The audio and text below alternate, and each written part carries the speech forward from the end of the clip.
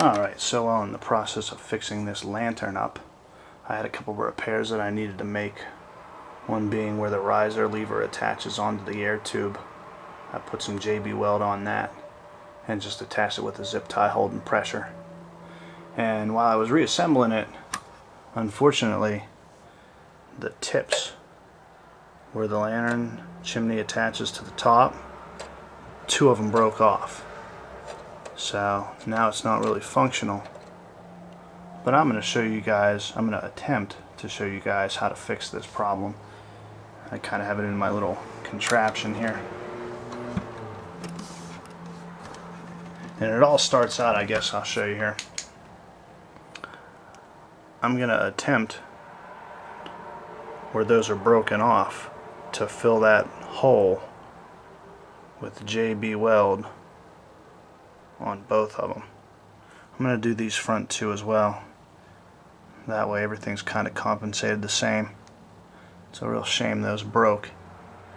But what I'm going to do is I'm going to mix up some JB Weld. And I just have regular JB Weld. I didn't buy Quick. I like this regular JB Weld a little bit better if you have time to wait the 6 hours for it to start to cure. I think it's going to give you a little bit better of a hold. So let me go ahead and get this process started and see if we can show you how to fix this major problem. Alright, it's going to be a second. Hold on.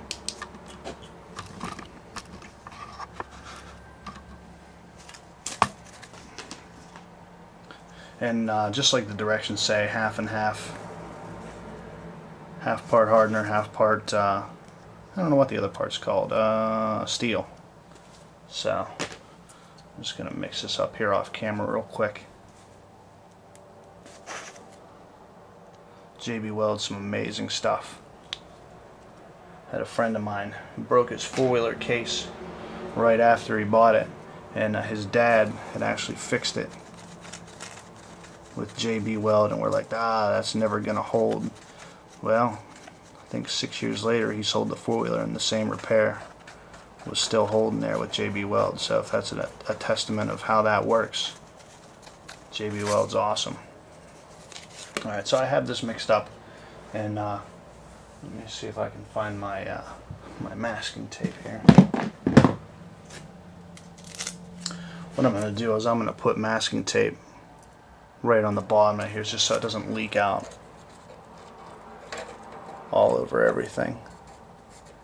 Keep that chimney from being covered, because once JB Weld's on there, it's a real pain to get off. So cover that up. Whoops. And you guys can kind of see what I'm talking about, just so it doesn't spill down through those holes all over the top of the chimney here.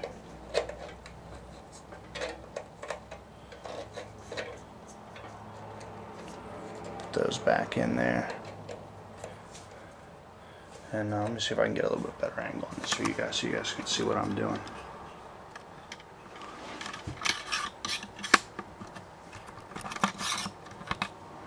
One of these days I'm going to have a real camera that functions properly.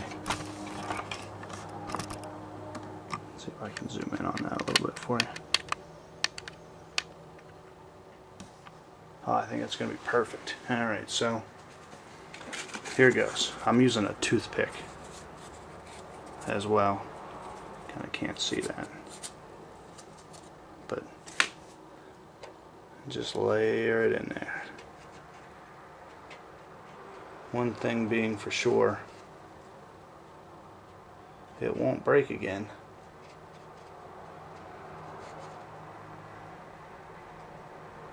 But now this is going to be a permanent fixture on this lantern. So once it's on there, and it's not coming back off. Alright, so that one's done. Do the second one over here as well.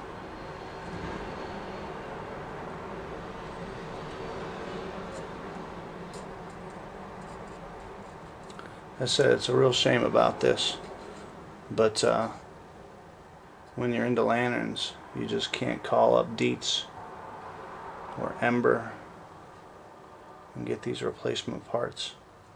So you kind of just have to go at it alone, and that's how I learned to fix this kind of stuff, because you don't have any other options. You just can't go and order new stuff.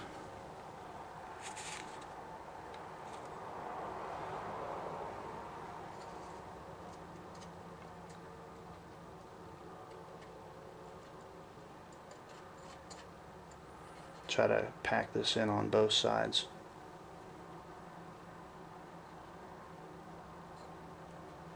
Just like I'm doing. I hope you guys can see this on camera. Alright.